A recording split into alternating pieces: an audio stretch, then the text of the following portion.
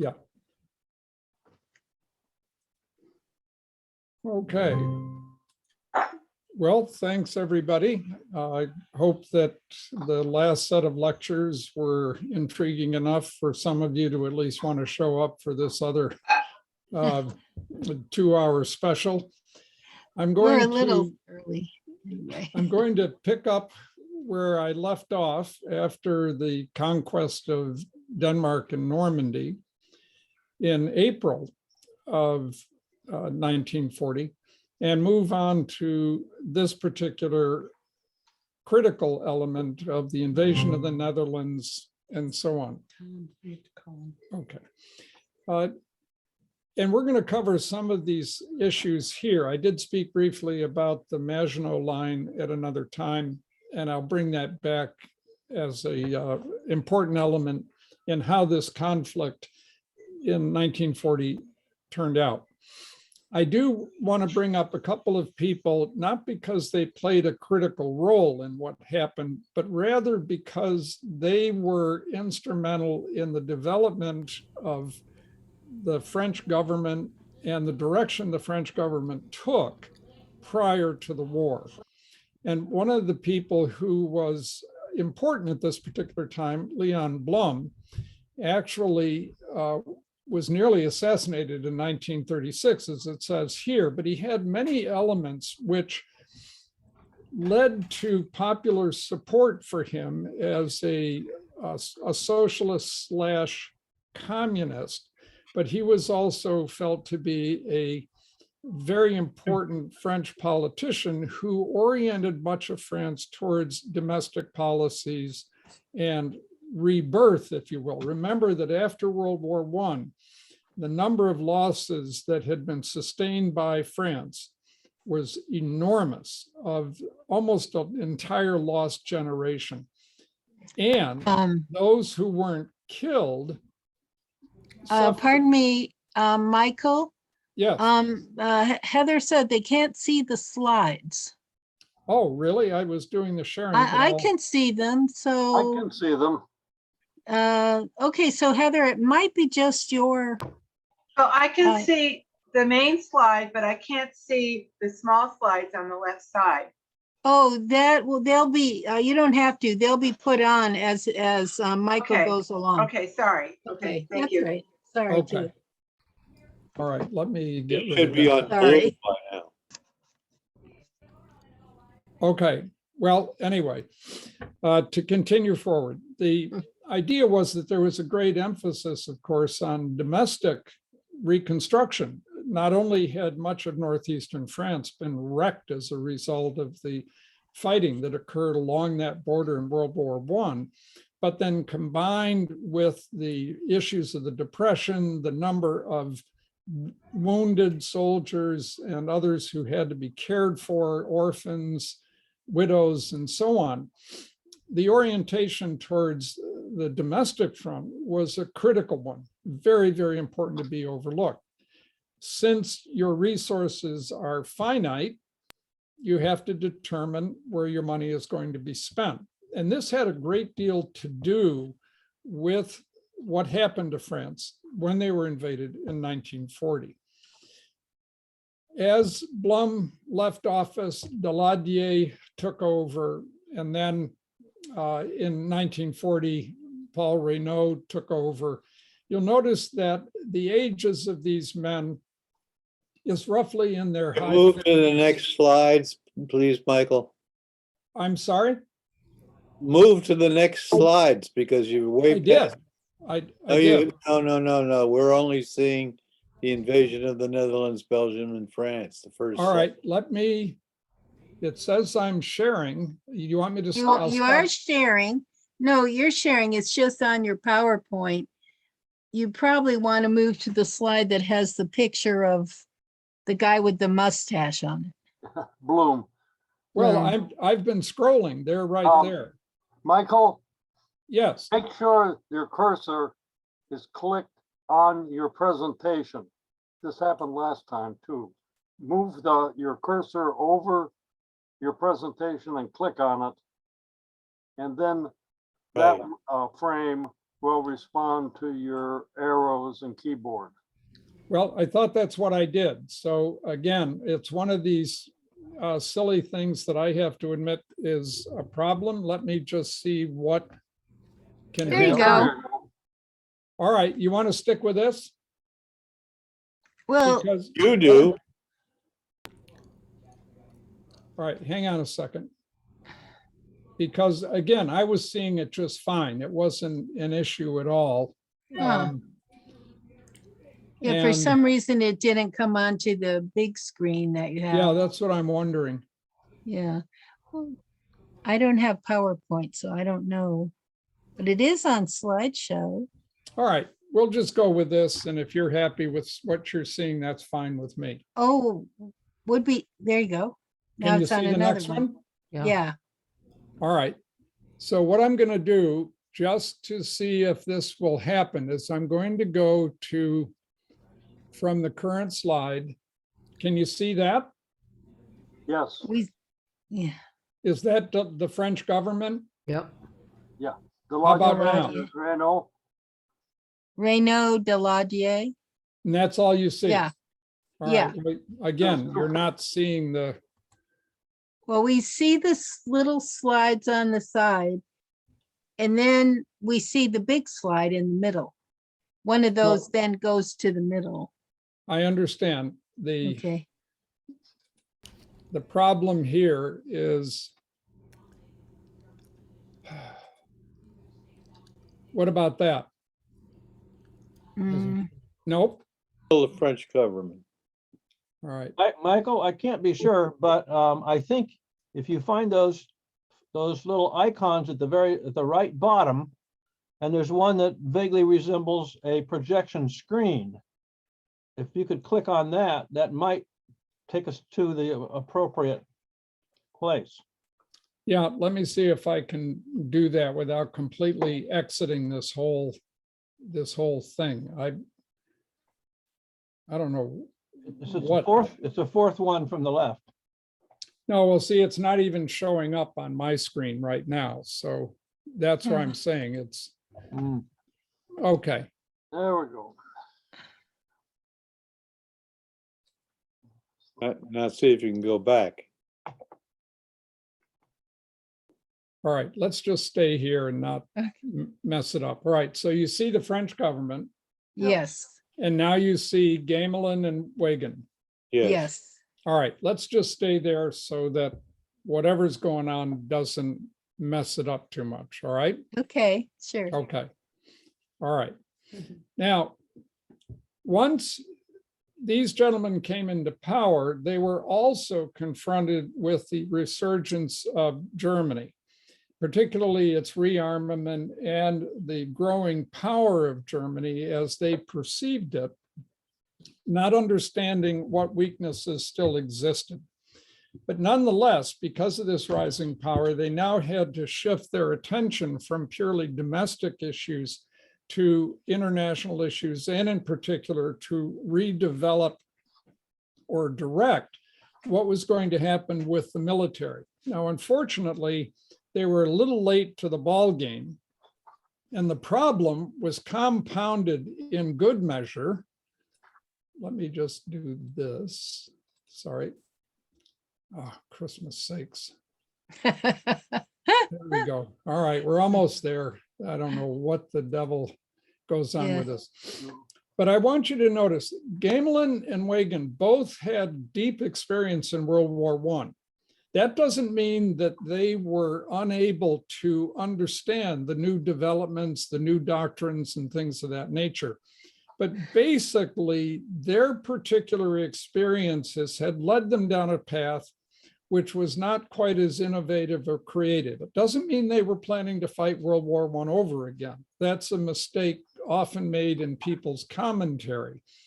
But it's important also to look at their ages.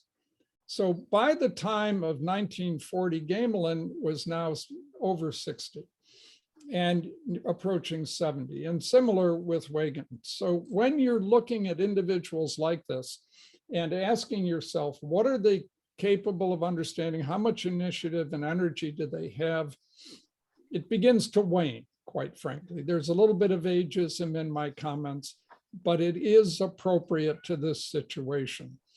They had been, along with the political leaders, spending a great deal of time saying we need to develop a border fortification structure. And this is my reference back to the Maginot Line, which was designed to prevent Germany from a direct attack into French territory.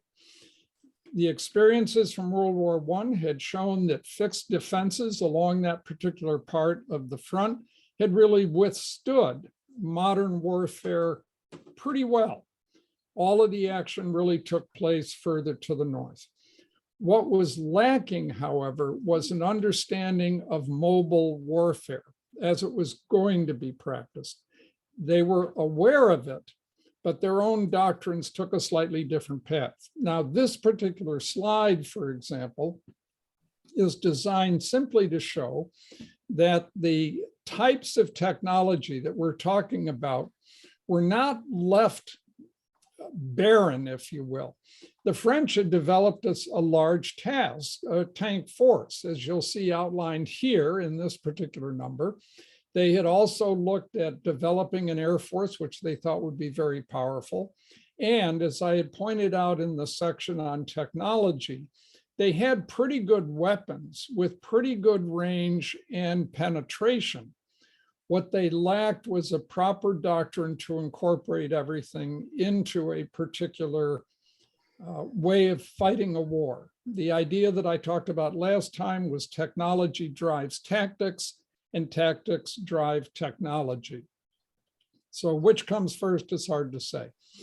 Indeed, as we got into the region of 1940, many of the French tanks were actually superior, both in terms of firepower and armor, but not necessarily in terms of communication, that is with radio systems that connected tanks to each other, and certainly not in terms of doctrine. They still emphasized armor as an adjunct to infantry rather than function alone.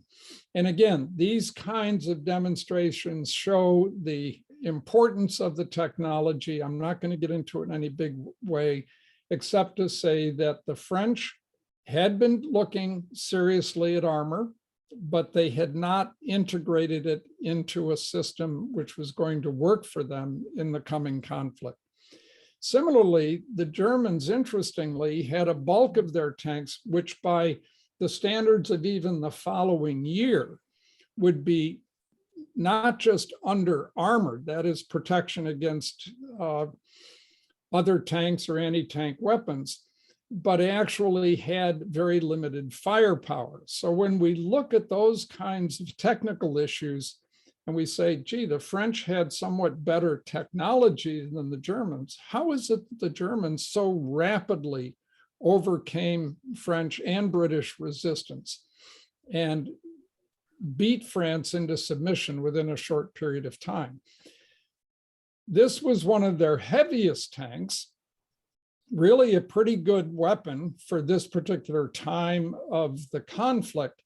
But again, within a year, completely insufficient to take on what would be coming onto the playing field, if you will, within a short period of time. Now, the other critical issue that I want to spend a little time going over has to do with this idea of the war plans. This has a great influence on how those technological developments are going to be integrated and the kinds of background that are important to understand into why the invasion of the Netherlands and Belgium and France occurred the way it did. We're going to talk about this at some length when we finally come to the United States and the Pacific against Japan. But I want to emphasize this point because this kind of preparation, this kind of analysis is absolutely critical if you're going to be successful. I've drawn these comparisons at other times. Look at what the Russian experience has been in the Ukraine. Everybody expected that the Russian military with its weaponry would completely outclass the Ukrainian army. And yet we're seeing something very different happen. Why is that? Well, part of the reason has to do with doctrine. And the doctrine is more deeply set than just simply drawing arrows on a map. You have to have a much more cohesive and integrated plan. And that's why it takes a great deal of time to develop. There's also an old saying that says, no plan survives its first encounter with the enemy. And what that really means is you have to have flexibility so that when you run into a problem, your junior officers have enough latitude to take the initiative and overcome that resistance, as long as the goal of the mission is kept. So what kind of war plans were developed? Well, the Allies had considered, especially with the Maginot Line that you see down here at this particular region, that this was going to be a firm resistance against which the Germans would either kill themselves or just never make any dents worth anything. It would just expend energy and time. On the other hand, the fortifications that go up to the channel were scattered and sketchy. And it was felt that if Germany were to attack, now that war is broken out, they would have to come through Belgium, maybe the Netherlands. And this would be very similar to what was experienced in World War I, only it would happen much more quickly. Now, to react to that properly, the French and the British in particular, though Belgium was considered neutral and Netherlands was considered neutral, would, once the Germans crossed the border into Belgium, move forward and they would form a defensive line called the Dial along this river, where they would have terrain helping them resist the German attacks. The fighting, therefore, would not occur in France, which the French were particularly interested in avoiding, and would be able to stall the Germans. And indeed, from the German standpoint initially, they thought their attack, and this is the first iteration from as late as October 19, that their first iteration would run into considerable resistance, and it would take a considerable time for them to drive through Belgium and reach the channel. Notice that these black marks you see here represent the armored units, whereas these groupings here represent more infantry, and they had some reserve back here. They looked at this plan, they studied it. You can see all these blue lines that represent all the river crossings, all the flat terrain, but inundated and therefore very difficult to traverse. But still, this looked like it might work. And notice that they're really going to avoid the Maginot Line. As they considered, though, the value of armor moving fast, remember, in this situation, tanks are not all that powerful. What they have that's really of value is their speed and their cross-country capability. So even if you have a relatively light weapon, like a 37 millimeter gun and a machine gun, if that can get into vulnerable areas, you don't need a big, powerful gun. Your biggest concern is going to be perhaps other tanks, but at the same time, if you're moving fast, even if they have other tanks that are dangerous to you, if on a one-on-one confrontation, nonetheless, you can outmaneuver them, you can destroy their logistical support, you can disrupt headquarters, and that can carry you very far. So you'll notice the change was the heavier concentration of armor. And now they're going to drive across Belgium. Notice that the Netherlands really don't represent much of a problem anymore. The previous one showed a direct invasion. Now we're into January. So Poland's collapsed. We have the so-called phony war with the French. And again, this looks a little bit more like what we saw earlier. Said, well, listen, if we attack in the Netherlands, we want to overrun that quickly. And if we can do that, we'll put an armored unit up there to disrupt them, but we'll still have a somewhat heavy concentration further south. But we're still going to drive through Belgium. Now what happens? As it turns out, a German officer carrying the plans in an airplane strayed over French territory and crashed. The plans are discovered. Now the French and the British begin to think, is this a plot to disrupt us, to take us off our mark, and this is a false plant. So we'll react to it, and then that'll get us caught into trouble. On Hitler's side, he's saying, what happened? You've just exposed our operations to the Allies. What are we going to do about this? And remember, you're getting close through the wintertime now, building up to the spring, which is in a sense your campaign season. You want the weather to be pretty decent. Well, while he's floundering around, a relatively junior officer by the name of Van Meinstein here that you'll see, figured out, and he had been studying armored warfare for the interim between World War I and II, said, we got to do something a little different. And he happened to get Hitler's ear, where he could speak to him pretty directly about what to do differently. Now, this annoyed, to say the least, some of his senior officers. He wasn't going through channels to get this information presented. Well, what he did was he said, we don't need to conquer the Netherlands very quickly. We can still thrust something through Belgium, but if we concentrate our armor further south, we have an opportunity to slice through a weakened part of the French defenses and reach perhaps all the way to the Channel. And if we do this quickly enough, then the Allied forces are going to be trapped up here. We'll have cut them off from France, and basically we can destroy them piecemeal. Hitler, much to the dismay of his senior generals, liked the plan and decided that this is what would happen. Now, here's another interesting element to keep in mind. And I put this up because the relative strengths are important to keep in mind here.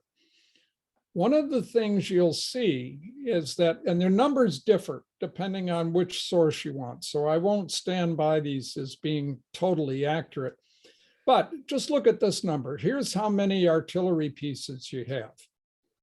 All right, about 7,400. But down here, the Allies have 14,000. They've got almost twice as many as you do. Look at the tanks. Well, maybe 2,500. You're outnumbered. Aircraft, you got more. And that'll be a key point. Look at the number of troops that are mobilized. 3 million on a side. It's pretty extraordinary. Now, the French are defending down in the Alps. They don't expect much trouble down there. The Italians are down there and they don't accomplish anything. That's a different issue and not important to this whole subject. But I want you to see that the balance of forces here is really not in the Germans' favor at all. In some ways, they're actually deficient. So why is it that they win? One of the key elements is that, as I've talked about, speed was pretty much everything. That was what was absolutely necessary if you were going to be successful. And this just shows sort of the beginning of this part of what was going to happen as the plan for the Germans unfolded. And one of the key elements to remember is that while French defenses north of Sedan were really not very significant. There still were powerful forts around some of the Belgian cities around or through which the Germans would have to go if they wished to get into France and defeat the French and British army. In order to do that, they had to come up again with some innovative approaches. So not only was there a shift in the armored units moving in a concentrated fashion through the Ardennes, which was considered to have a limited road network. People say it wasn't passable to armor. That's just not true, obviously. But there was a limited road network and somewhat constrained terrain. So the French didn't feel it was that important to defend it heavily. But at the same time, the Belgian frontier was fairly well fortified. And it looked as though they would hold up the German assault long enough for the French and British to concentrate, to move into Belgium, establish the defensive line that I alluded to, and defeat the German thrust. So what did the Germans do to try to get through this? They used what we now call combined arms. And at this particular spot here, even a male is an example of what happened. What they did was they landed paratroopers directly on the fort, right on top of it, literally. And even though they were lightly armed, as paratroopers are, they were able to subjugate this fort, close it down, and force the defenders to surrender. And once they did that, follow-on infantry forces could cross the canal system, establish bridgeheads and literally bridges, which would allow the forces to advance. This particular kind of action that the Germans took completely unsettled the way all of the Allied forces were going to respond to this German onslaught. This shows the plan as it unfolded and the Allied response when the war initially broke out. Notes that the Belgians began to retreat very quickly. The Netherlanders retreated very quickly, being overcome very fast by the German armored units. And with the heavy concentration breaking through this terrain, began to drive towards the coast. This meant that all of these troops were going to be caught between the German troops here, which didn't have to push down hard against them because the terrain was not favorable for rapid advance here, and yet would be cut off from the rest of France by this onslaught reaching to the coast. And I just highlight where Dunkirk is. Many of the troops who were caught up in this particular fast-moving affair ended up just being prisoners of war. But the other part that this slide demonstrates, and again, it's something that many people forget, think that the Germans were all mechanized. Well, there's horses and wagons all along the route. The mechanization was concentrated relatively heavily in just a few units. The rest of the people who were involved marched on foot. One of the key things, as I show here, and this is where part of the crossing is, that when you're going across these kinds of terrains, if you've got a defensive position up here, the Fort Ibn Amail, for example, you can't do this. But once you've taken down that kind of structure, then you create these pontoon bridges and you can move your forces across fairly quickly. Now, interestingly, this isn't what happened in the Ardennes. In the Ardennes, they didn't have this, the French did not have this kind of defensive arrangement. The terrain was much more closed in, that they would send assault boats across the Meuse River, for example. They'd establish a bridgehead. Follow-on forces would bring the pontoon bridges in. The armor would cross at that point. think of the logistical complexity. You have a limited road network. You have to arrange for the assault troops to have boats to get across the river. Then there has to be relatively close behind them the pontoons that are going to be used to bridge the river. But at the same time, your pontoon boats don't have any defense. They don't have any offensive power or defensive power. So all of that has to be organized very, very carefully on a very limited road network so that you're not suddenly caught up short by a few troops across the river shooting up the people who are trying to create these pontoon boats, these bridges across the river. Again, it emphasizes that complexity. One of the things, therefore, that this particular slide shows is this heavy concentration of armor driving across the Ardennes regions, just to the north of the Maginot Line here, and reaching the region just north of Sedan. Just as a small point to remember, Sedan was not only critical in World War I, but it was critical in the Franco-Prussian War because that's where Napoleon III was captured and his army collapsed while the French retreated, and the Germans eventually isolated Paris. But this shows that the reliance on armor as they pass through here rapidly to unsettle the French gave them an advantage, which was psychological, not just military. The penetration was rapid. After just 4 to 5 days, they started on May 10th. After just 4 to 5 days, the German main points of emphasis, called a Schwerpunkt, had now passed Sedan and were driving into the interior of France.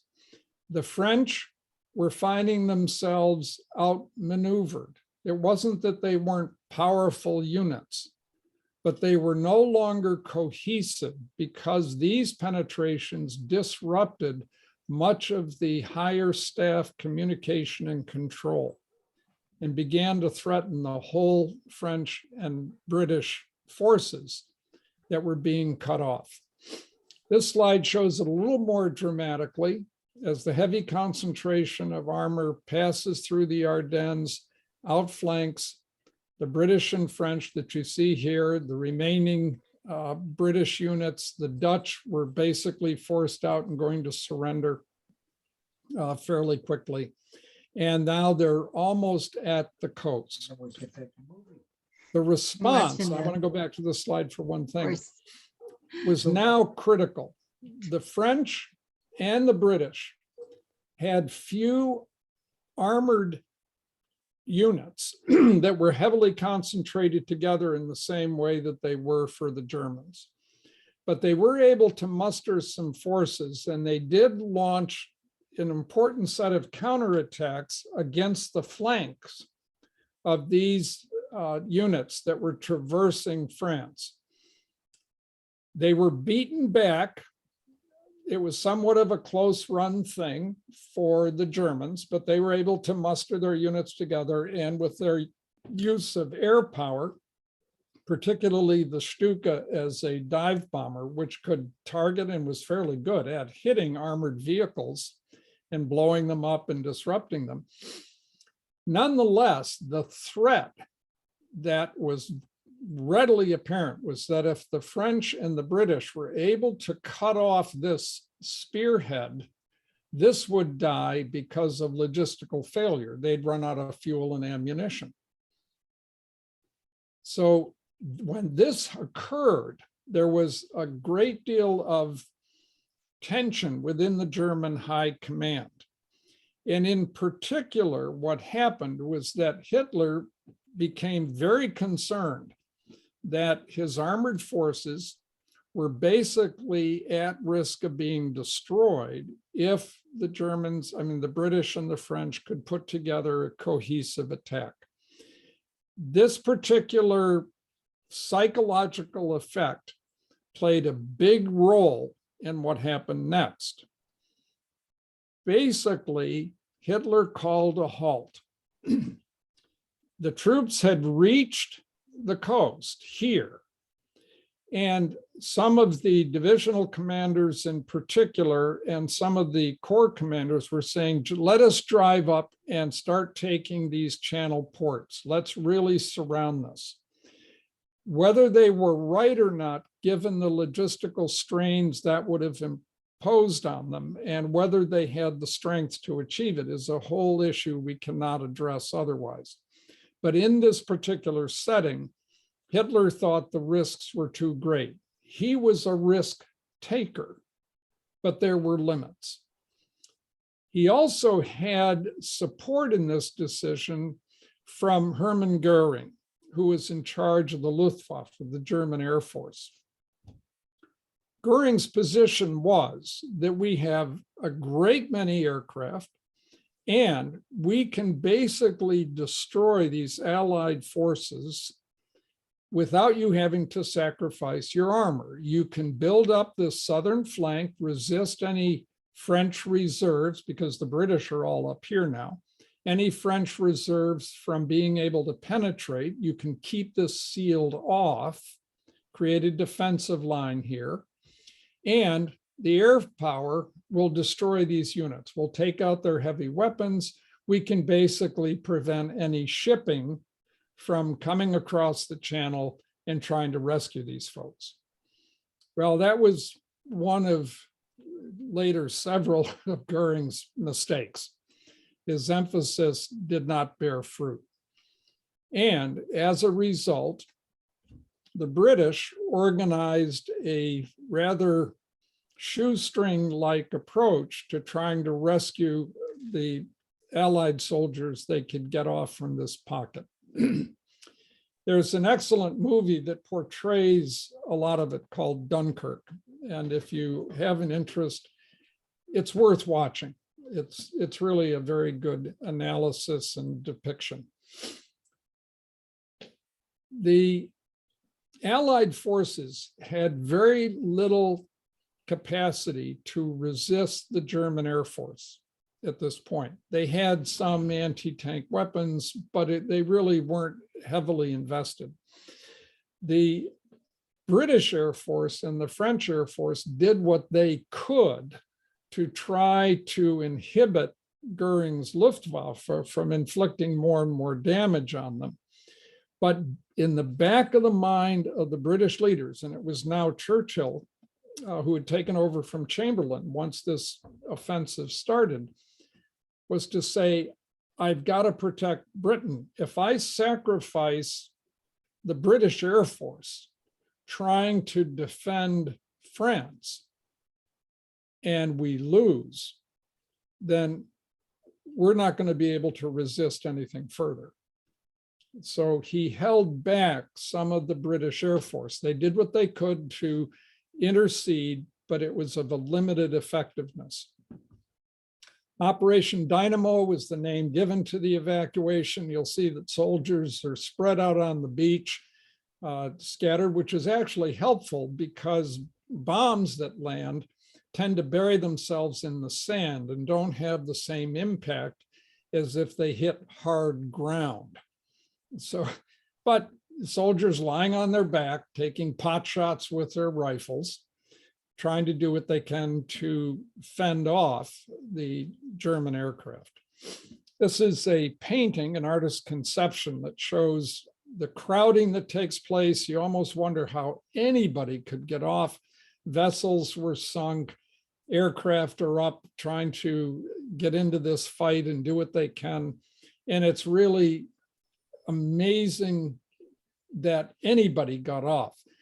As a tribute to the leadership that existed with the British and French officers, they had to organize their guys. They couldn't have them just run to the nearest ship.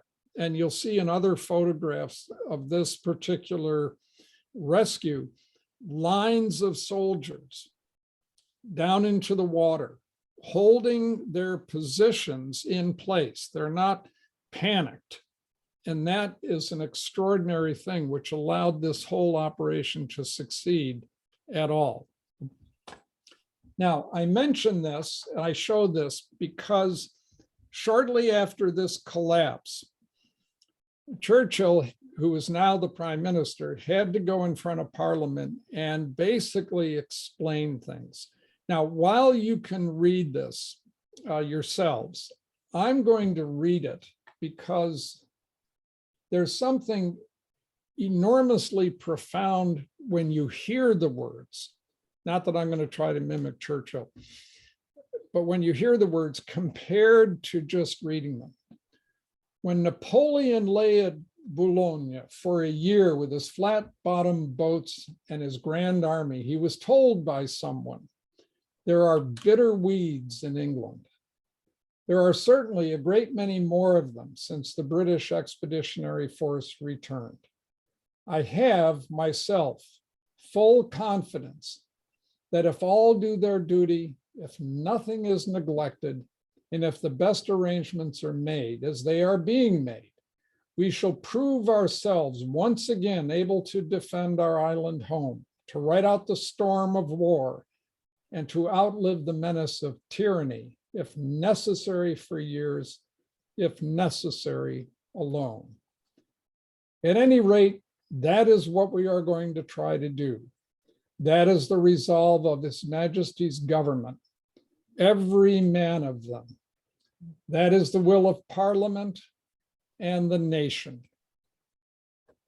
The British Empire and the French Republic, linked together in their cause and in their need, will defend to the death their native soil, aiding each other like good comrades to the utmost of their strength. Even though large tracts of Europe and many old and famous states have fallen or may fall into the grip of the Gestapo and all the odious apparatus of Nazi rule, we shall not flag or fail. We shall go on to the end. We shall fight in France. We shall fight on the seas and oceans. We shall fight with growing confidence and growing strength in the air. We shall defend our island, whatever the costs may be. We shall fight on the beaches. We shall fight on the landing grounds. We will fight in the fields and in the streets. We shall fight in the hills. We shall never surrender. And even if, which I do not for a moment believe, this island or a large part of it were subjugated and starving, then our empire beyond the seas, armed and guarded by the British fleet, would carry on the struggle until in God's good time, the new world, with all its power and might, steps forth to the rescue and the liberation of the old. It's said that Churchill mobilized the English language and sent it into war. These kinds of words we rarely run across nowadays. But if we put ourselves in the situation of an island nation that has seen its major military force nearly destroyed in France, gotten off admittedly with over 300,000 soldiers, including some French and Poles and Belgians, and so on, yet losing all of its heavy equipment, nearly all of its supplies, even many of its small arms, now back with only its Air Force and the Navy to protect it, that someone could step forth and say something as profound and meaningful and galvanize the morale, which otherwise could have just been, let's quit, let's give up. And by comparison, as we'll see shortly, the French gave up. You find no particular words that are comparable to these, at least any that I've seen, that resonate so deeply with the human spirit as what this particular speech did. It's an extraordinary moment. It's one that all of us can appreciate, not just as a example of the English language, but of how a person alone can galvanize an entire nation, if not an entire world. Now, France is now bereft of its major maneuver forces. They've been destroyed up here. What is left is largely infantry heavy, but lacking mobility, lacking the kind of resources that a modern army needed. And as a result, the next stage of the German offensive against France very quickly demonstrated how modern technology and especially doctrine could overcome this great nation of France with a huge military. The French quickly retreated, moved their government down to Bologna, and they declared Paris an open city so it would not be destroyed. But within a very short period of time, it was clear that the end had come and France was going to surrender. Hitler, at this particular point, extraordinarily triumphant, sought to end the conflict. Again, something that one might begin to look at and appreciate, especially if you're a Frenchman whose country's just been overrun. In establishing peace with Germany, Hitler basically says, we will control the northern part of France, but you can maintain domestic control in the southern part of France with a new capital that's established in the town of Vichy. And that will come under the authority, as we'll see, of Marshal Pétain and later Laval. But Hitler, now recognizing the crushing defeat that has happened to France and to Britain, would like to end the conflict. He has other things on his agenda. And how does he go about doing that? Again, I'm going to read this section to you because I want you to think of it as though you were on the receiving end after having just seen your military destroyed. Hitler gave this speech on July 19. Members of the Reichstag, I have summoned you to this meeting in the midst of our tremendous struggle for the freedom and the future of the German nation. I have done so first because I consider it necessary to give our own people an insight into events in history that lie behind us. And secondly, because I wish to express my gratitude to our magnificent soldiers. And third, with the intention of appealing once more and for the last time to common sense in general.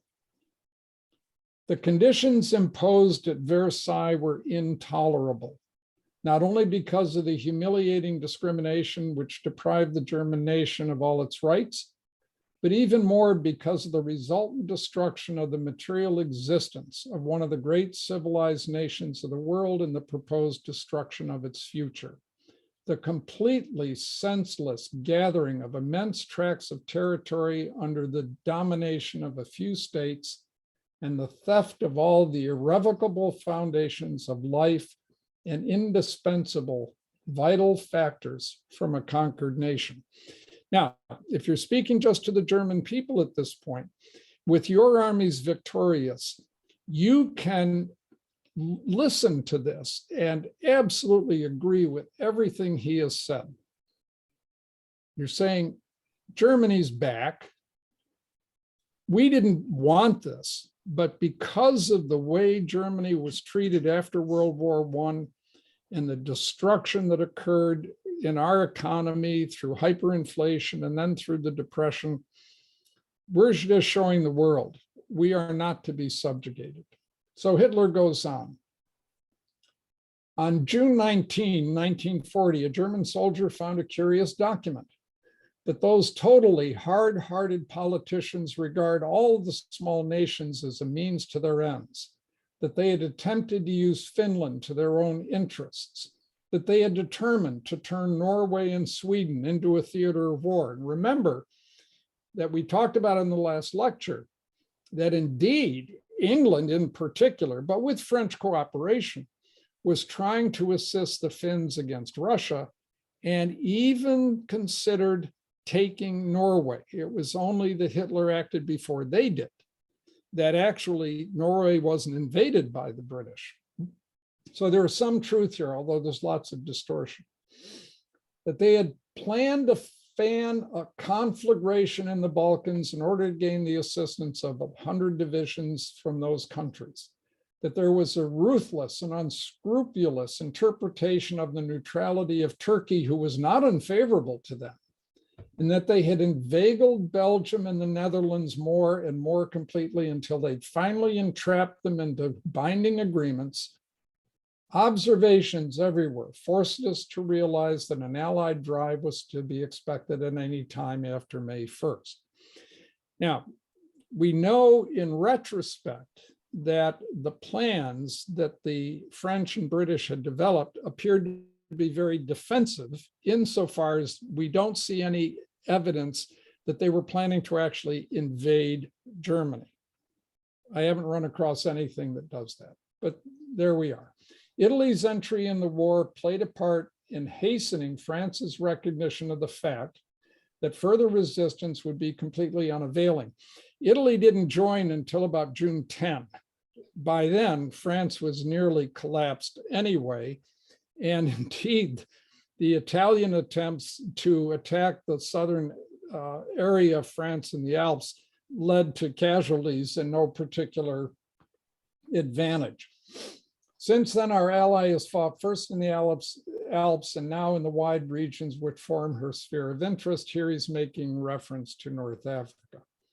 So in this hour, I feel it my duty before my own conscience to appeal once more to reason and common sense in Great Britain as much as elsewhere. I consider myself in a position to make this appeal, since I am not the vanquished begging favors, but the victor speaking in the name of reason. I can see no reason why this war should go on. I am grieved to think of the sacrifices it will claim. Now, you put that in context as a peace overture to Britain, something that is forgotten about in many of our understandings of history, but it's a critical element. And I'm going to go a little bit further and then we'll take a break as we go ahead. The Germans had lost a fair number of troops, as you'll see here, 27,000 dead, 111,000 wounded, bunch missing, air crew killed, aircraft lost, and so on and so on. But you look at the Allied losses, and you look particularly at the number captured. You can see that the totals here are pretty impressive and not particularly favorable to the Allied side. And the Germans move into Paris. This is one of those famous photographs that probably all of us have seen who have an interest in World War II. And on top of it, this particular picture where Hitler goes in to enjoy one of his few trips outside of Germany during all of World War II to visit the Paris Capitol and stand where he never had the chance to stand before. It's hard not to imagine, if you were not Hitler, but if you weren't close to him, that this particular place, this way of being able to stand somewhere and look at the Eiffel Tower and realize that your arch enemy had been utterly defeated, was an extraordinarily powerful emotion. And because this man had gone against the so-called wisdom of his military leaders and achieved this enormous victory, almost unheard of in all of military history, that he had overcome these powerful forces of the British and the French. How could you not look at that and think this man is an utter genius.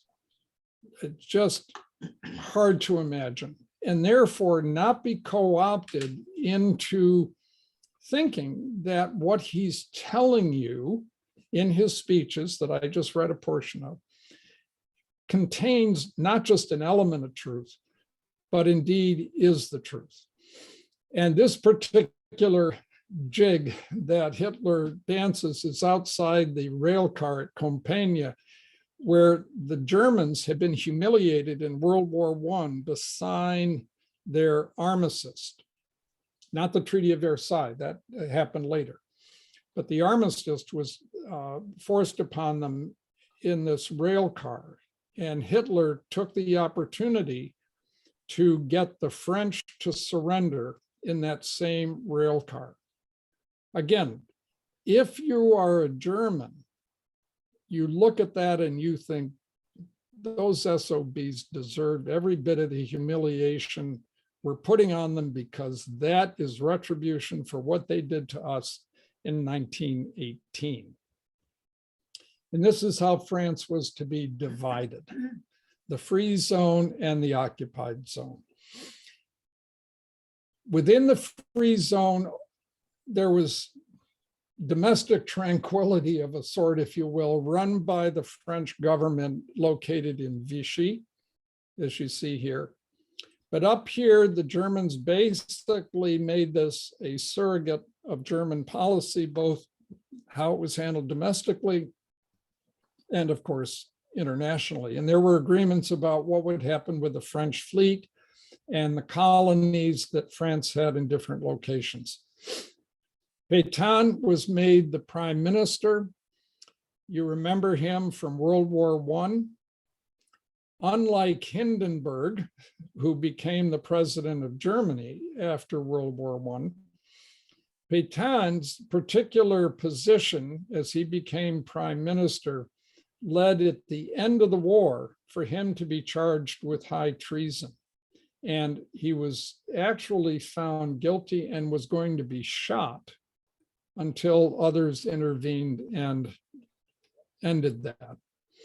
Pierre Laval, who had been a prime minister and foreign minister in France prior to the war, ended up taking over as the chief of government for a period of time. And after the war, he indeed was also tried for high treason, and he was shot. But put yourself in the position of both Pétain and Laval. When you're confronted with the complete military collapse of your country, and basically it can be overrun and completely occupied by German forces, practically without any resistance at all, then you're really torn between two things. Are we going to give up continental France? And as Churchill said in his speech, we will go to our colonies and we will build ourselves there until such time as we can recover France?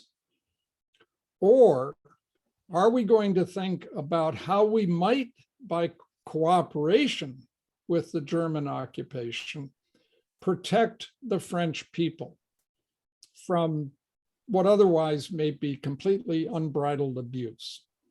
Now, as it turned out, in the conflict, by the time 1942 rolls around, the French authority in Vichy collapses for a variety of reasons, which we're not going to go into. But it's easy for us to look back and demonize people like Laval and Pétain for cooperating with Germany, especially when you have the example of Churchill, who says, basically, we will never surrender. And yet the French do. Why the difference? Partly psychological, partly because the country is occupied, which England was not at that particular moment, though she was extraordinarily vulnerable. If you were in that position of authority, what would you do? Would you say, we're out of here, we're going to North Africa because that's our closest colony, Algeria, for example, And even if we get to Algeria, how do we sustain ourselves there? And if not Algeria, where do we go? Another place in Africa? Or where? Do we take our government to London, which looks like it's going to fall most any time? We can't go to the United States. Do we try to go all the way to Canada? What can we do in Canada? What can we do from there? So the idea that France collapses internally completely is not something that we should view as a complete measure of cowardice. At the same time, we look at it and say, you were given other opportunities and you discarded them, and instead you just surrendered. Now, Hitler is ascendant. He has beaten the two major powers that opposed him. Remember that Russia, while he is certainly going to look east later on, as he's described throughout his history and his opposition to communism and his desire for living space in the East, he's got his back covered by the Molotov-Ribbentrop Pact and the dismemberment of Poland. So he's top dog right now. Nobody seems to have any ability to resist him. And he does the following. As I mentioned in that speech, he makes an overture to Britain. And I'll go through this quickly and then we'll take a break.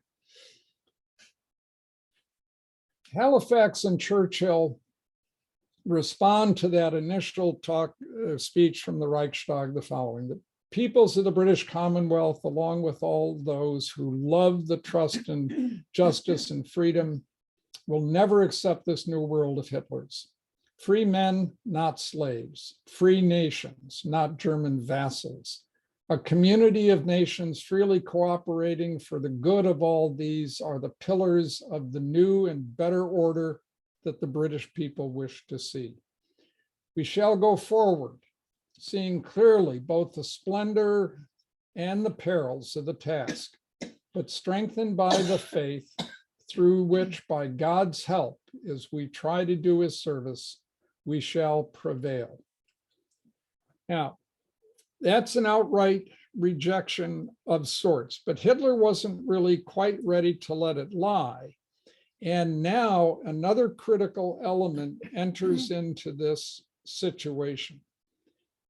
Hitler, largely based on a junior officer's initiative, has accepted a plan which led to the rapid collapse of France and the near destruction of the Allied forces. The German military, which prior to this time, and I mentioned this in terms of the Sudetenland situation, where there was almost going to be a coup until France under Daladier and Britain under Chamberlain convinced Beneš to give up the Sudetenland, has reestablished his own authority. Hitler has reestablished himself as the dominant figure and outsmarted pretty much everybody. General Blumentritt, who was one of the senior generals in the German army, said the following: Hitler then astonished us by speaking with admiration of the British Empire, of the necessity for its existence, and of the civilization that Britain had brought into the world. He compared the British Empire with the Catholic Church, saying they were both essential elements of stability in the world. He said that all he wanted from Britain was that she should acknowledge Germany's position on the continent. The return of Germany's colonies would be desirable, but not essential. And he would even offer to support Britain with troops if she should be involved in difficulties anywhere. It's an extraordinary statement. Hitler didn't want to continue fighting Britain. He was going to try to give her just about anything, any kind of guarantee, at least on the surface. But I think, given what Blumentritt just said, that it was really heartfelt. And therefore, Hitler made the following peace proposal. The British Empire retains all its colonies. Germany's position on the continent will not be questioned. All questions concerning the Mediterranean and its French, Belgian, Dutch colonies are open to discussion. Poland, a Polish state, must exist. It's an interesting thing, considering that they just tore it in half. The former Czechoslovakian states remained independent, but under German protection. This related primarily to Slovakia because other parts had been taken over by other areas. And of course, this proposal was completely rejected. As a result, the next step became very critical. And we'll take a short break. I will be happy to answer any questions that anybody may have, and I'll try to fix this slideshow if it's possible.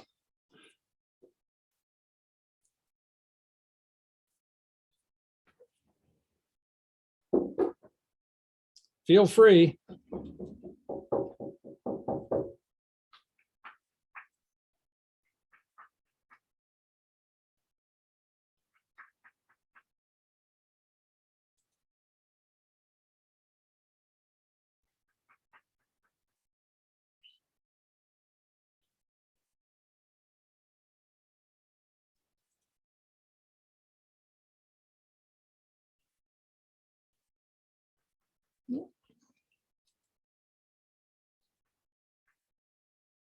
Well, we'll just try to get this all fixed while we have a quick break.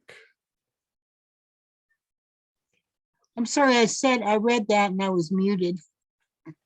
Oh, So Dory Allman has a comment.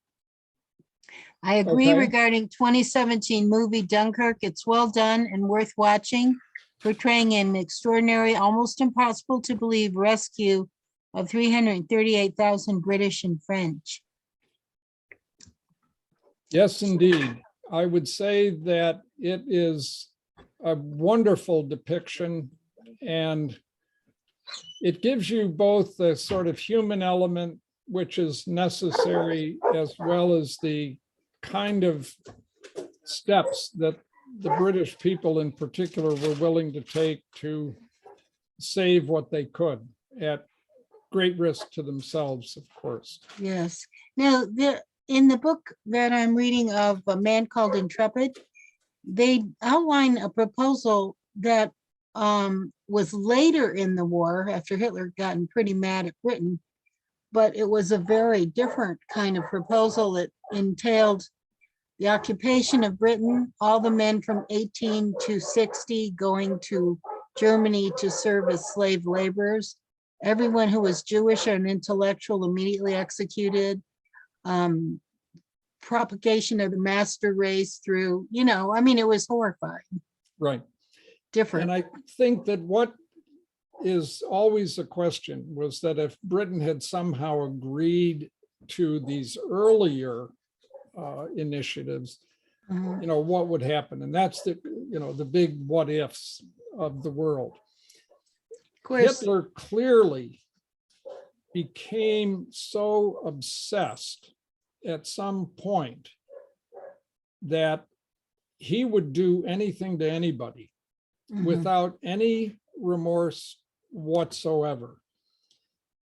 While at times it's important for the leaders of any nation to be rather cold-hearted or cold-blooded about certain things, there is a point at which human beings don't count for anything. We saw that in Stalin, Mhm. in the interwar years, and in the purges that took place, where it just didn't matter.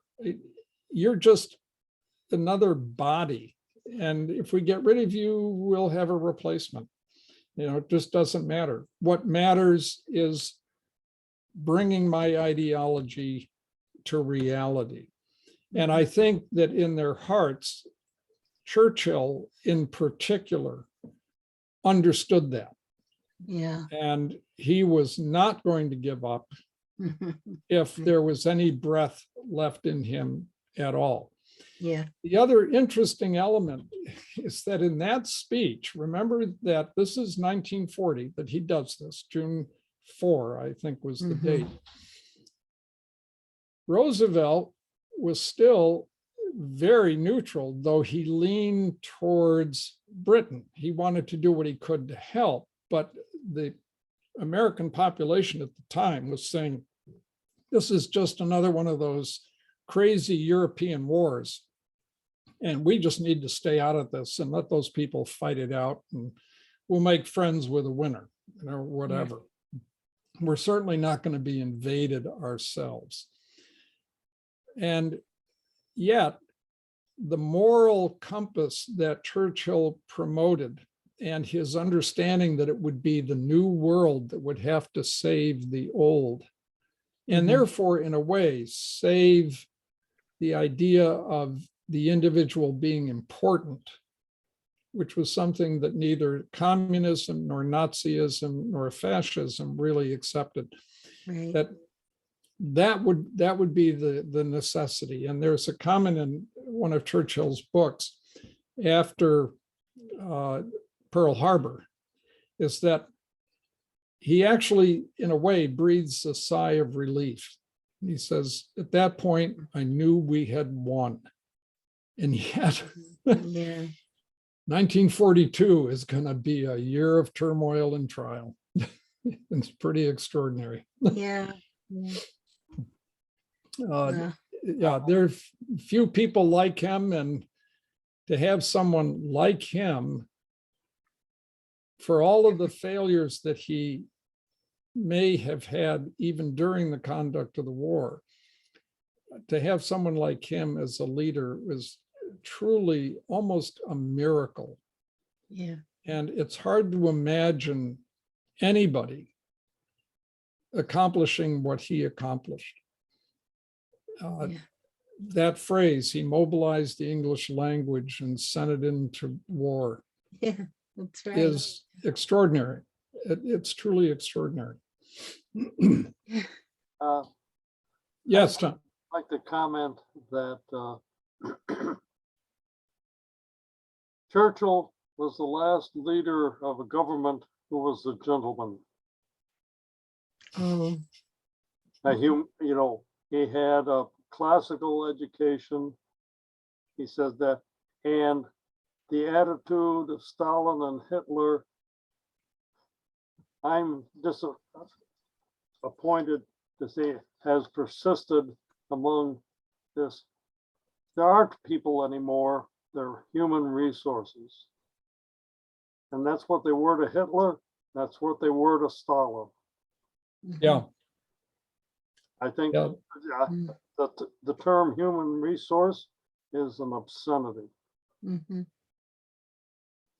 And I don't Yeah. trust anybody who uses it Mhm. seriously. And But- I shudder what will happen when we're referred to as human resource units. you make an excellent point there, that's for sure. Before we started this lecture, there was actually a commentary I listened to where one of the top people, it wasn't Zuckerberg and it wasn't Bezos and so on, but some other guy who was a technocrat, if you will, talking about reducing humans to algorithms. And trying to say that basically at some point, technology will control us. And as you just say, that's a perversity that I find very difficult to accept and Yes. won't accept. I just Yes, won't. do it. yes, the next step then is we are inferior carbon-based resource units. We'll start- It's like the story of the Matrix, really. Mhm. which really comes down to that. All right, well, I'll resume because I guess Oh, yeah, right. most everybody's back. Yeah. So the next real step was that Hitler now had to consider what he was going to do since Britain wasn't going to give up. And to this end, he established a plan for the invasion of England called Operation Sea Lion in English. Unfortunately, because of the rapid collapse, and I say unfortunately from his perspective, with the rapid collapse of France and the evacuation that had taken place from Dunkirk and the shores there that you can see, he had no preparation to invade England, none. He just hadn't kind of crossed his mind that it would be necessary. And therefore, the planning itself was complex and took time. And then on top of it, if you're going to muster the resources in order to invade England, that itself also will take a considerable period of time. And all of that time will be spent by Britain improving its defenses, rearming its military, gathering what support it can from its colonies and from the United States with whatever agreements can be reached. And remember that during part of this time, the British had occupied Iceland and they wanted to turn that over to the United States, and Greenland similarly fell under American control eventually, even though we weren't in the fight. But in preparation for these attacks that he was planning to launch across the channel, there were a number of issues that he had to consider very seriously.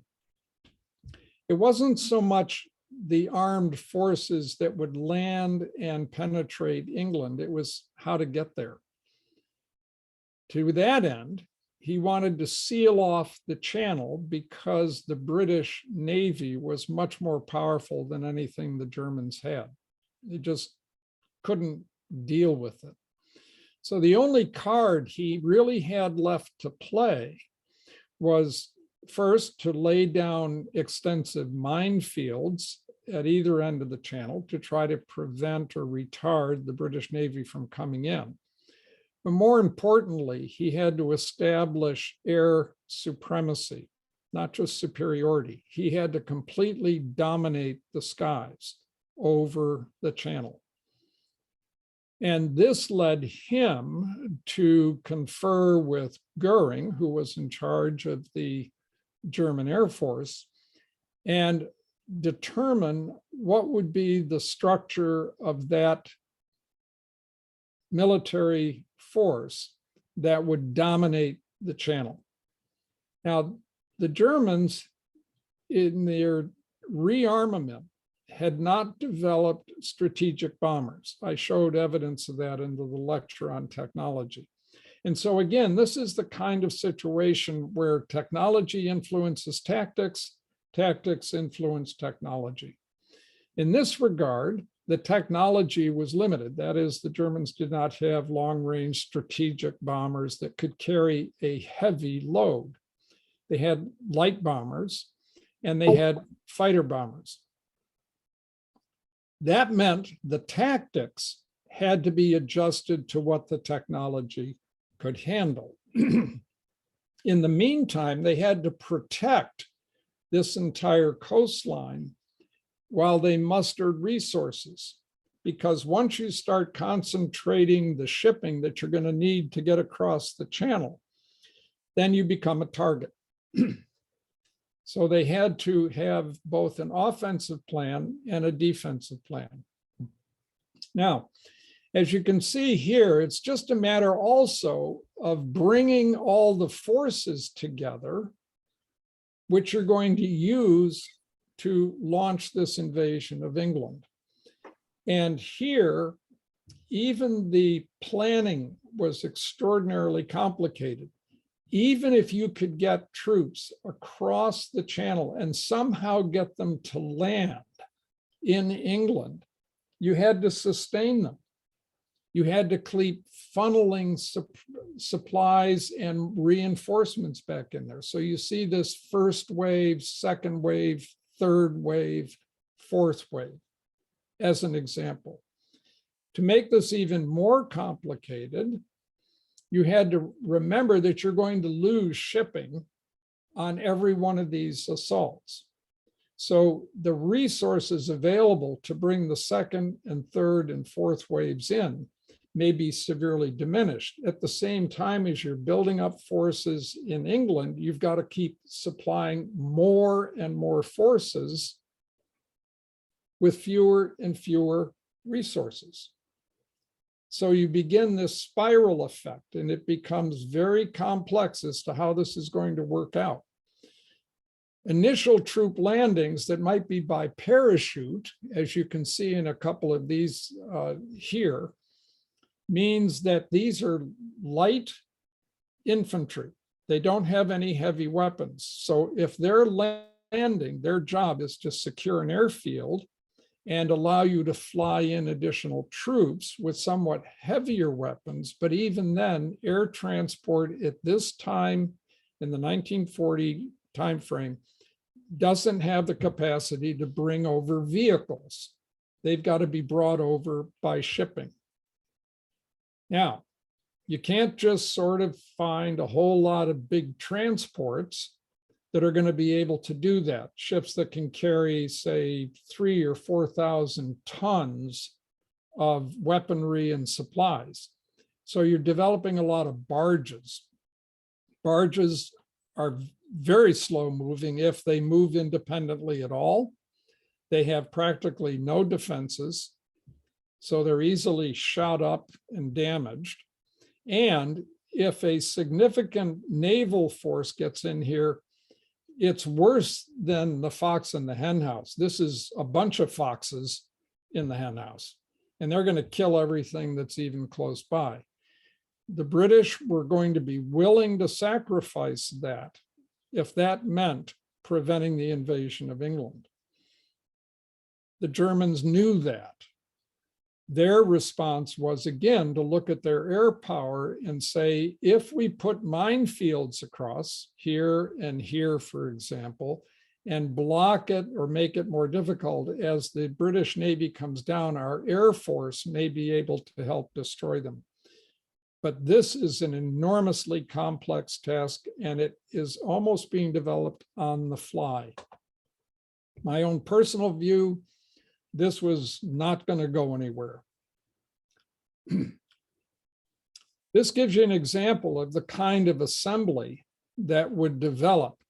The British did have some heavy bombers, and because of the ranges involved, they could be escorted, because this is just going to the coast of France and some of the ports. And therefore, once you can escort bombers in, you can drop heavy loads on these forces that are being accumulated. Even if your weapons are not very accurate, as we know was the case in World War II, you can still do an enormous amount of damage. So there is something very special about this particular thing. So Hitler put together these particular requirements if things were to happen, if there was to be an invasion of England. And you'll see that each of these conditions I've just alluded to are ones that he felt had to be performed if an invasion was to occur. Particularly the Royal Navy, either engaged in the North Sea and Mediterranean, or you had to damage it enough to prevent it from being an effective force. Landing craft, these were newly developed. They didn't have many of them. Here you might be able to bring a vehicle or two across, but you notice this is a truck, not a tank. So what do you do if you need armor? It's going to be difficult. Well, you need barges that can carry that, but then you have to get them unloaded. What else can you do? Well, you have long-range cannon that might be able to fire across the channel. After all, it's only about 15 miles at its nearest point, but you don't have any deep range inland. So if British artillery is further back from the coast and you're approaching their coast, they can start shelling you as you try to land. Think of this also in terms of the planning that eventually went into effect for the Normandy invasion, just as an example, or in 42, the invasion of North Africa. The key element that I want to address here is just the idea of the Blitz, Air Chief Marshal Dowding, that took care of managing British resources during this particular time frame, and in a way, how close the British Air Force came to actually losing the fight. It was an interesting problem that arose. But one of the key advantages the British had was in the development of radar. The radar was nothing like what we see today, where you can pinpoint individual aircraft and figure out where they're going at their height, speed, and so on and so forth. But here you could at least detect incoming raids, and you could alert the British Air Force to go to the places that showed the most likely targets that the German aircraft were trying to destroy. And initially, the Germans were trying to destroy the British airfields. And they were showing some degree of success in doing that. However, at least in one story that's related, the Germans, for some reason, it's not clear just why it happened, dropped bombs in a portion, I think, of London. And as a result, this tit for tat battle developed. And during the course of that, it distracted the Germans from attacking either these vulnerable radar stations, which had no protection and were near the coast, or from attacking the airfields. This day, Eagle Day, as it was called, was a massive coordinated attack against Britain, designed to stifle the British Air Force, to bring overwhelming power against it. It was to be launched from different directions, so there could be no consolidation of the British Air Force in any one location, and therefore would give the German Air Force the chance to destroy either aircraft on the ground or disrupt the airfields. Remember that the German aircraft did not carry great loads of bombs. So their effectiveness was somewhat limited, even if they got through, because if they would crater a runway or something like that, it wasn't a huge crater that could be filled in, sealed over, and aircraft could begin to fly off it. The second thing that cost the Germans dearly was this.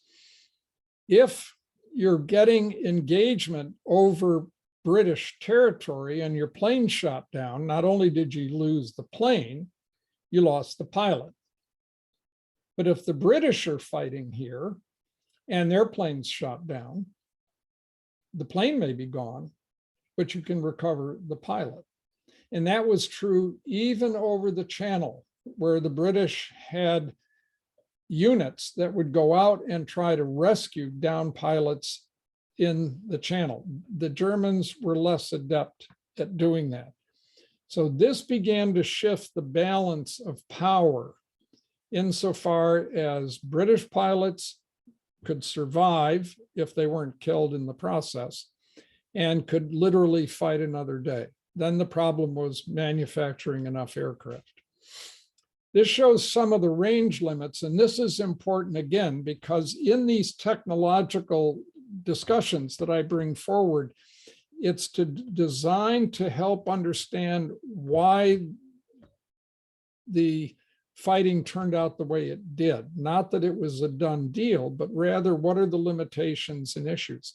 And as you can see, the Germans could only reach a certain distance. And that particular distance also meant that bombers that were light bombers that could fly this far would not be escorted. Just in return, some of you who are familiar with World War II that know that when the Americans and the British began launching heavy bomber raids against Germany, that they were not accompanied by fighter aircraft until late in the war, and as a result, took serious damage. Well, the same was true here. And because of this, eventually, the British Air Force, the British Air Force became dominant. This is just an example of finally the Germans shifting their attacks, whether it was by accident or not, against London. Certainly the British retaliated, and when the British retaliated, despite Goering's assurances that no British bomber would ever reach German territory, he was quickly proved wrong. And as a result, popular pressure rose to retaliate even more vigorously. We tend to see pictures of just one side of this, and that is that as though Britain alone was getting hit in their cities, the British were trying hard to retaliate as well with their long-range bomber force. And we don't see many pictures of that until what happened later in the war. But this was a tit-for-tat kind of experience. And as you're all aware, Londoners taking shelter in the subways sound like Ukraine and things like that right now, where people will hide in deep shelters and try to avoid the conflict. And this icon of a photograph of St. Mark's during the bombing. The air assault, which was called the Blitz, and the Blitz, remember, was a word that in German meant lightning. The Blitz against Britain involved this kind of statistics that are important to keep in mind. And the reason I show this isn't so much over here as it is that British aircraft production was ongoing because the factories could be moved away from where they could be attacked directly by the Germans with their limited technology, if you will, the limited range on their aircraft. And you'll see that because of the nature of defending, the British enjoyed a superiority, that is, that fewer of them were shot down than were the Germans, and that the number of aircrew were certainly fewer losses than you see here. And notice this number of 2,641 taken prisoner. So you have to replace these pilots, and it takes training and time to do that. Now, another aspect I alluded to a little earlier in the conquest of France was that Italy went to war and did this in June. The Pact of Steel that had brought Germany and Italy together had been signed the previous year. This secured Italy's northern flank, what I call the rear, the northern flank, if they were in a contest with Germany. But Hitler and Mussolini kind of appreciated the value each other might bring. And this particular slide and the next one show that Italian interest in North Africa and the Mediterranean was certainly dominant and much more important than initially was German interest.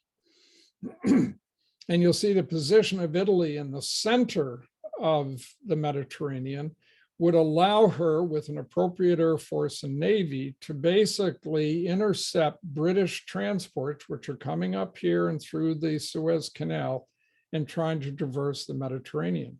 It looked as though Italy was perfectly positioned to take advantage of her geography to help bring Britain to either the bargaining table or to surrender.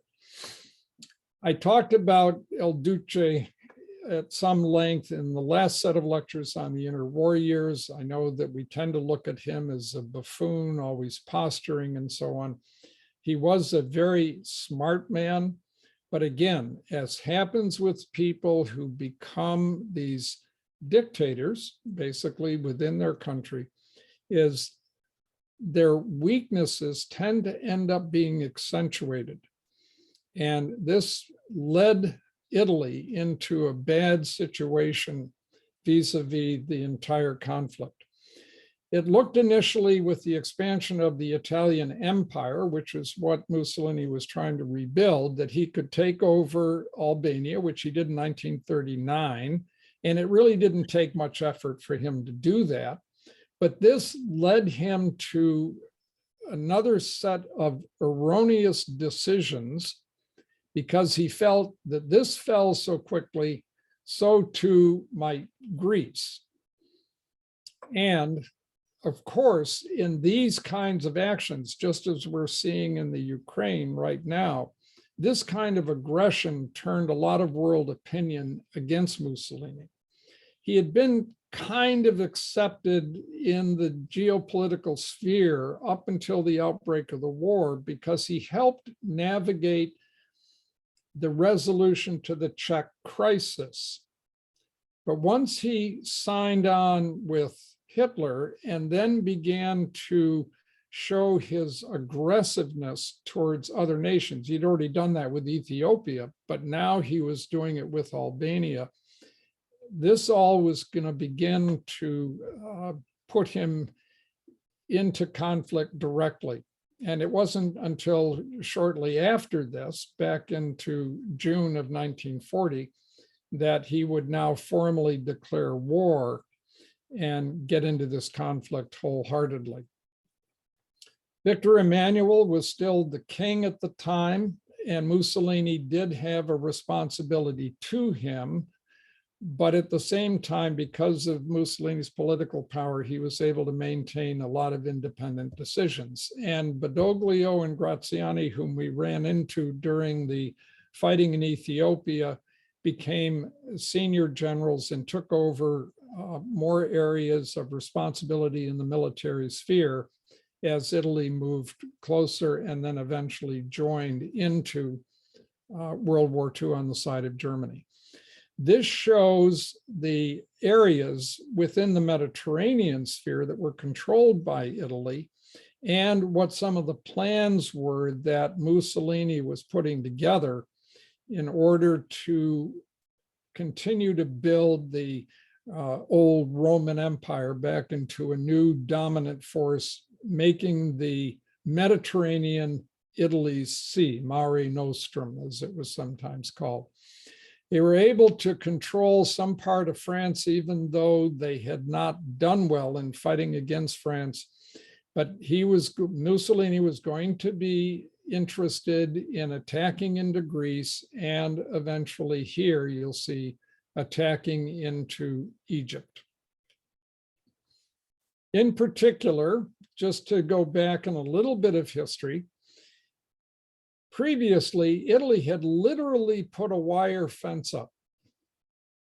I want no allusions to our southern border, okay? So keep that part quiet. The idea was that Italy, Libya under Italian control, wanted to define this border accurately. And in doing so, literally built a fence. Now, the idea was that this over here, Egypt, was British controlled and this was Italian controlled. At the same time, it meant that the plans Mussolini was putting in place would allow him to consolidate forces within Libya and build up enough of a military force that he could begin to threaten Egypt. Now, the initial part of Mussolini's attacks in North Africa involved crossing that borderline.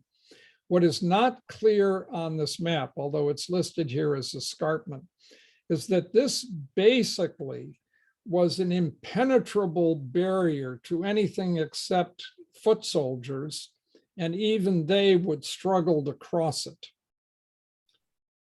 Therefore, the only place where forces of any size could really pass across the border between Egypt and Libya was through the Halfaya Pass, later corrupted by the English and called Hellfire Pass because of the fighting that took place there. But this particular escarpment was a huge geographic barrier to any incursion from Libya into Egypt. It's not as open as it looked.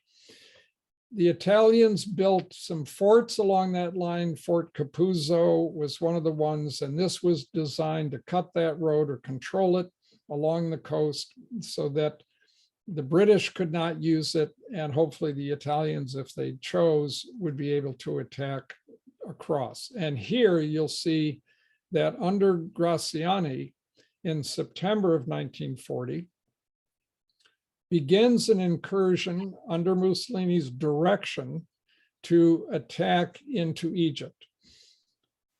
Mussolini felt that the British had lost so much in France and were now so focused on protecting England that Egypt would be a cakewalk. But again, as you'll see repeatedly, not only in this lecture, but in your reading, if you don't take care of the logistics, then things fall apart in a hurry. And that's indeed what tended to happen.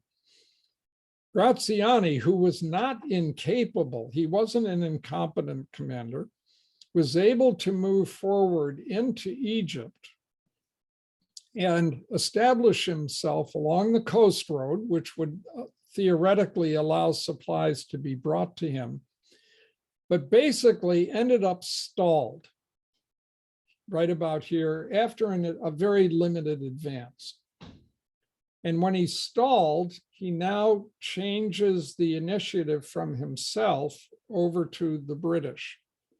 But his feeling was, I'm going to build up my logistical support. I'm going to create some forts along the southern flank, which is open desert. It's not sand, but it's desert. And I can basically build up sufficient forces that then I can renew my drive.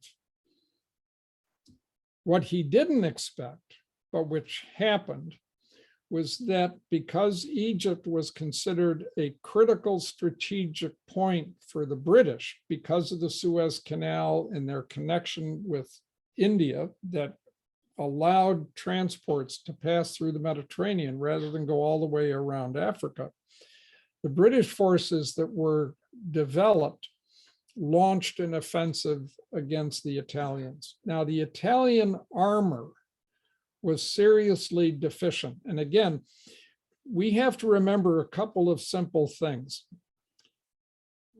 You're in a tank. It doesn't have air conditioning. It's all metal.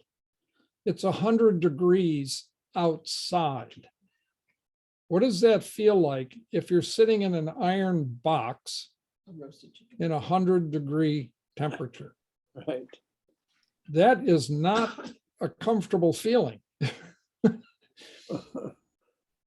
And you're far away from your supplies. You may have enough gasoline to get around, but you're basically under armored as well, and your own firepower is somewhat limited. So even though the tank units that we look at here look formidable in terms of their characterization, again, even in 1940, many of these tanks were really pretty miserable. What was important was the speed with which they could move, the range that they had in order to penetrate and then allow the logistical support to catch up to them, and their ability to disrupt the very vulnerable areas that were in the rear. So in this particular situation, Graziani advances in September, and then he's stalled until December. As a result of these initial attacks, and this is just another more graphic way of showing it, down here is the Qattara Depression, and this is impenetrable to anything. Basically, he sets up a series of small forts that he's hoped to protect his open flank. But the British, in their counterattack, completely disrupt this defensive line. And because the coast road is the only road that really leads back to where the logistical supplies are, all the supplies that the Italian army needs to survive, is in danger of getting cut. The Italians basically run for it, trying to get back where they can be safe.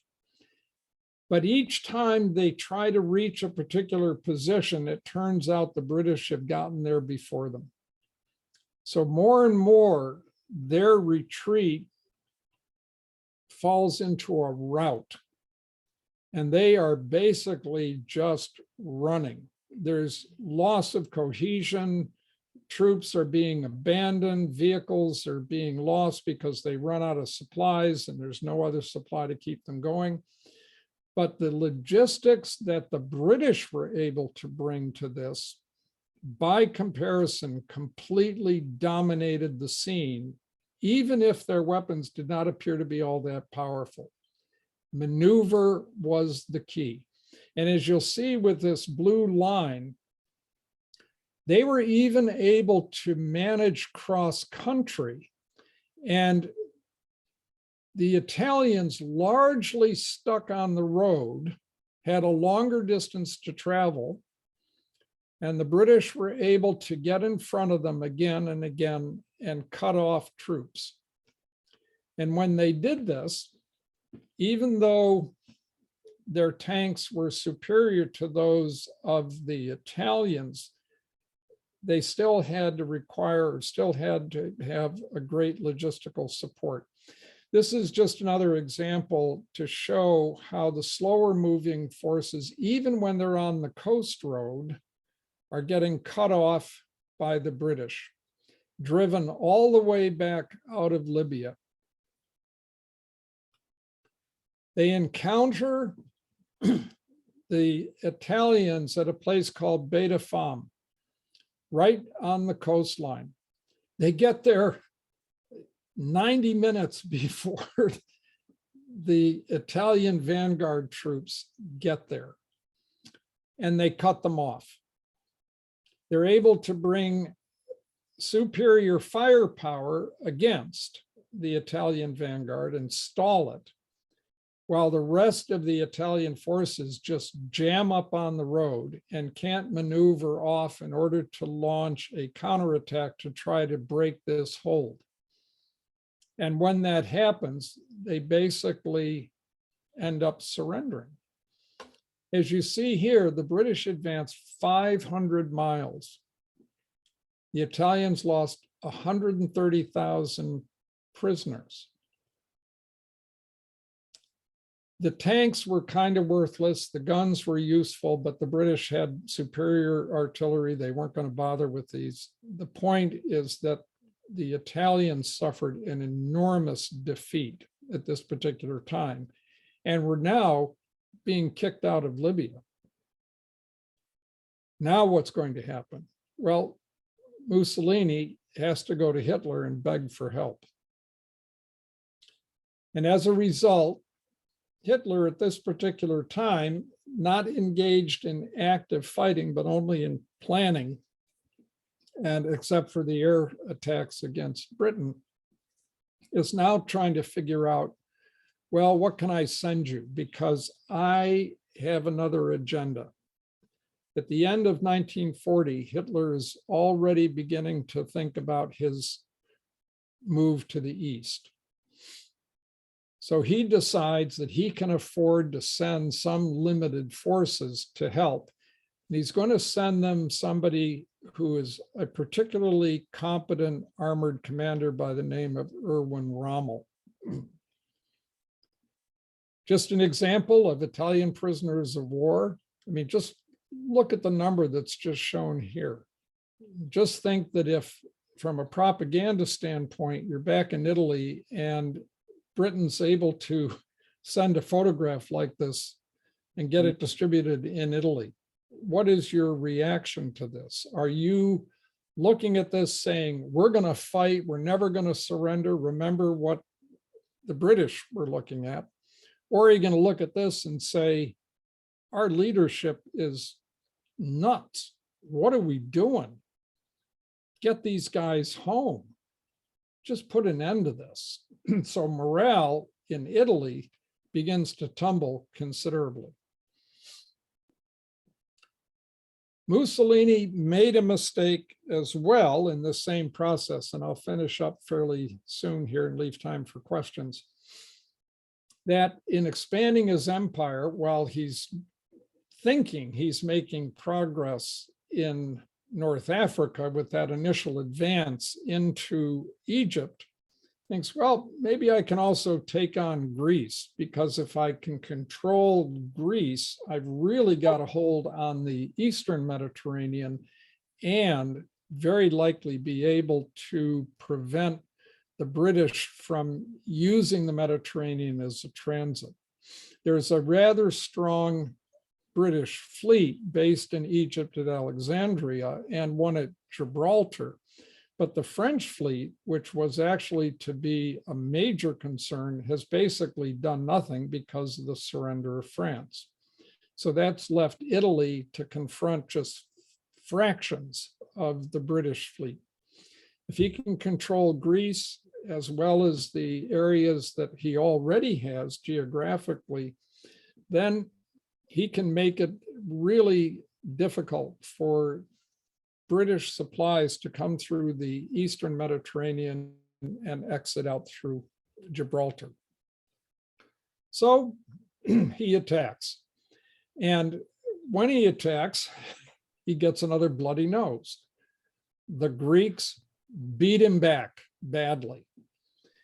And again, he's kind of forced to look for help from Germany. Now, in this particular situation, which I'm not going to go into in much detail, it's already hinted at in the next slide that I'm showing. Hitler is thinking, I'm going to go east now. I don't have to worry that Britain's going to invade France. They're basically back on their heels. I haven't been able to defeat them militarily. They clearly are not going to quit diplomatically, but going further west is not important to me. I don't need Spain. I don't need Portugal. I don't care about that. So I'm going to go east. And that's where my ultimate goal was anyway. Now that Italy has taken Albania and is now invading Greece and gotten a bloody nose, I can't afford, if I go east, to let that southern flank be open to the Allies. So I have to divert forces down into the Balkans, and he ends up having to crush the Balkan nations, invade Greece, which is shifting forces. The British are shifting forces from Egypt after they've beaten back the Italians to try to support Greece. And that ends up being a different kind of debacle. There's another retreat from the mainland of Greece. And then ultimately they also lose Crete. Now, I haven't gone into details on those things because I don't think it's pertinent. I showed this particular slide because this conflict, to me, is probably the most crucial conflict of World War II. And we won't spend any time on it, quite frankly, at least in this lecture series. I'm going to stop here because the next lecture is going to be devoted pretty much to Japan and the United States. And as I have said at the beginning of these lectures, my sense is that World War II really breaks out on December 11th, when Germany declares war on the United States after the Japanese have attacked us at Pearl Harbor. I'll stop here. I know this is an enormous amount of information to be throwing out in a sorry if it appeared jumbled or somewhat incoherent. There's so much happening right across the board at all different levels. It's hard to decide what to include and not. If you have questions, I'm happy to stick around and answer them. Yes. I think one of the things that Hitler, possibly a mistake he made in attacking the Balkans, was it delayed him in his attack on Russia. And thereby he ended up with the Russian winter. That's I think, a very legitimate observation, and one that other historians have certainly made. The question that I raise is, in part, if he didn't invade the Balkans, would he have been able to secure that southern flank sufficiently without attacking it Mhm. to go ahead and invade Russia in May rather than have to wait until June? And what might have happened if he had not been able to force Romania and Bulgaria and so on into his orbit? Would that still have worked sufficiently? Would they have been overwhelmed diplomatically and at least given him resources like the Ploesti oil fields that were so critical to fueling the German military? Could he have relied on their so-called goodwill Mm. to support him? I don't have an answer to that. Some people have argued that the delay didn't make a difference. I tend to think that it did. I'm just not sure what he could have done differently. Yeah. I read a book once called Soldat. It was Yes. about a guy. Did you read that one? Yeah, One of the Ernst things, Jünger, I think was the name, or something like that. yeah, the Or thing that Gail stuck, Sayer, that was it, Sayer. yeah, the thing that stuck with me, the young German soldier at the beginning of the war is taking a vacation in Berchtesgaden, and the older men are talking about Hitler invading the Rhineland. And one of the guys says, well, he's going to lose. And the other guy says, but he's making us whole again. It's so wonderful. But the guy said, no, he's a gambler, and gamblers never stop until they lose. Right. And I think that's an excellent point that you've made. And that's one of the terms that ends up getting used in the Pacific conflict with the Japanese. They call it victory disease. And Yeah. the same issue kind of applies to both Mussolini and Hitler. They've gotten to a certain point where they are triumphant and they say, what else can I get? Mhm. You know, what more can I put on the table as a gamble, because I'm such a winner? Yeah. Hmm. Well, Anyone else? Anything? They didn't know when to fold them. Right. When to exactly. walk away, right? And again, it's interesting that you bring that up, because now ask yourself this question. Suppose Hitler said, I'm done attacking anybody. What happens now? Britain has said they will not surrender. Hitler's made an overture to try to establish peace with them. Let's put aside the issue with Russia as a threat to Germany, which it was in a way. The big question, again, one of those what ifs. Would Russia have ever invaded Germany? Who knows? But if you're Hitler at this particular point and you stop, where does that leave you? Well, you might become one of the greatest German leaders of all time. Mhm. You've brought together the German people under one government, all German-speaking people. You've defeated at least what was your greatest enemy on the European continent, France. And you're not projecting that you want to conquer the world. That's just not where you're at. Mhm. So if he had stopped then and somehow also been able to restrain Mussolini, what would have happened? Would Britain still have attacked North Africa and then eventually attack Italy, because Italy had declared war on France and Britain in June of 40? Would the British have eventually built up sufficiently? Hard to say. Certainly not without the United States being involved. And then why would the United States want to join into a conflict admittedly initiated in good measure by Germany, but Germany said, we're done. We don't want to fight anymore. Mm. It's a wonderful speculation. They've done enough damage though to not to be allowed to get away with it. And I think it was Roosevelt who would have pursued it, and it was he who wanted to attack North Africa, I think. I don't know. It was a combination of the two, Britain needing to get around to the southern flank of France, and Roosevelt by this time in the war. So Mhm. that made it possible. Right. Anyway, we can argue about this forever and ever and ever, just as the historians do. Isn't that part of the fun though, Henry? Huh? It's part of the fun.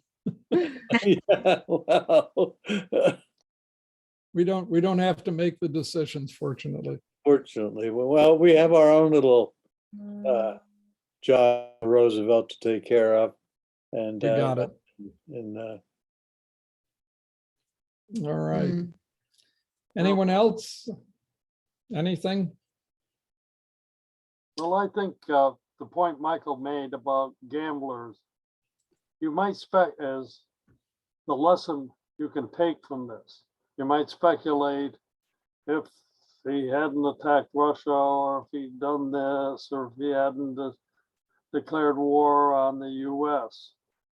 But it says, don't base your foreign policy on depending on gamblers. Don't co-sign any notes for them. Very Yeah. true. Well, I appreciate that all of you have managed to weather through another 2 hours. If it's any relief, there's only one more lecture. Really? Next Thursday. we're gonna get the rest of World War II in one more lecture? Don't be silly. Oh, well, Henry, No. I'll distill it down to who won. Really? I thought you were gonna do another Well, one. then I'll skip that one. I know the answer. Yeah. You know, Yeah. actually, and just as a final note from me, the thing that I find so intriguing about this is that from some level, you can just simply say, listen, all I really care is who won, who lost. Mhm. But I think for all of us, it's the fun in part is not just in the details, but in the interpretation or spin that we wish to put on them. Mm. And part of the fun for me is emphasizing points I think have value that are maybe quite different from what other people feel. But it's part of the fun. And to have you give me questions or make comments and step in is part of the delight of all of this. I don't want you to feel shy about it. Yeah. We Well, don't, I- it's a matter of choosing where to step in. Thank That's you. why I talk quickly. Yeah, thank you. Well, it's I been a hope you're gonna- wonderful, bringing together of a lot of elements of what at the beginning of the war sort of start to fade from memory very quickly. And Yeah. the motivations of people are always key, Yeah. especially at the political leadership top. A lot of the movies we see these days are all the motivation of the individual soldier, which is a magnificent thing to watch. But we have to start thinking about leadership as well, and right Yes. up the chain. And that's most important in my opinion. Absolutely. Yeah. Okay, I'm gonna go eat dinner. Oh, See- thank you.